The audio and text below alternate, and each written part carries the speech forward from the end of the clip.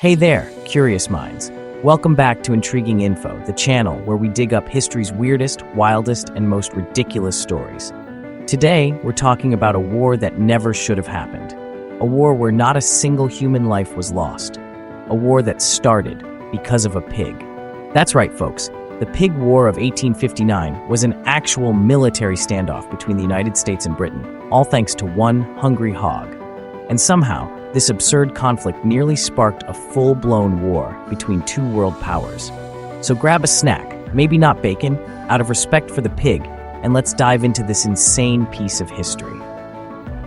Our story takes place in the San Juan Islands, a beautiful but remote group of islands located between what is now Washington State and British Columbia, Canada. In the mid-1800s, both Britain and the United States claimed ownership of these islands. This was a time when the two nations were still figuring out their borders in the Pacific Northwest, and things were tense.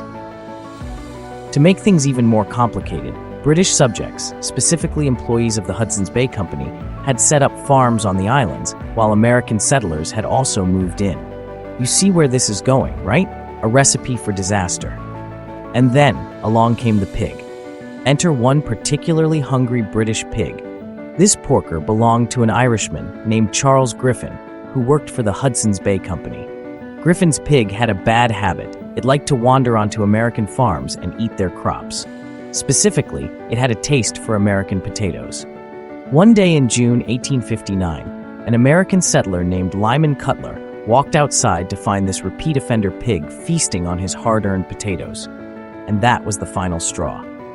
Cutler, being a man of action, did what any frustrated farmer in the Wild West might do. He shot the pig. And that, my friends, is where everything spiraled out of control. When Charles Griffin found out that his pig had been shot, he was furious. He demanded $100 in compensation, which is like $3,000 today.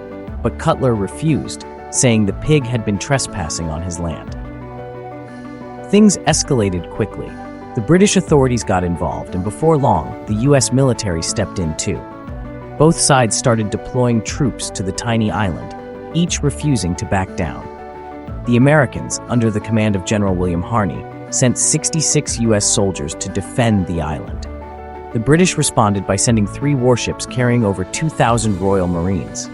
That's right, a full-on military standoff over one dead pig. I can't make this up. The tension kept rising, and for a brief moment, the world was on the brink of war. Both the US and Britain were armed and ready to fight over this ridiculous dispute. But thankfully, cooler heads prevailed. When word of the escalating standoff reached Washington, D.C. and London, officials were like, "Wait, what? We're about to go to war over a pig?" Even Britain's Queen Victoria reportedly found the whole thing absurd.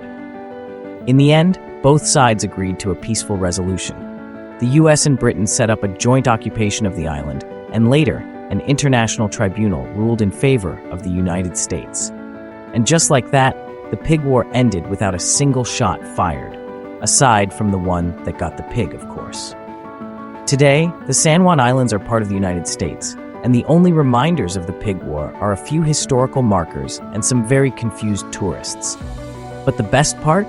The US and Britain, who were once rivals, went on to become the strongest allies in the world. Looking back, the Pig War is one of history's most ridiculous conflicts. A war that almost happened over a farm animal. And honestly, it's a reminder that sometimes, even in global politics, the smallest things can cause the biggest problems.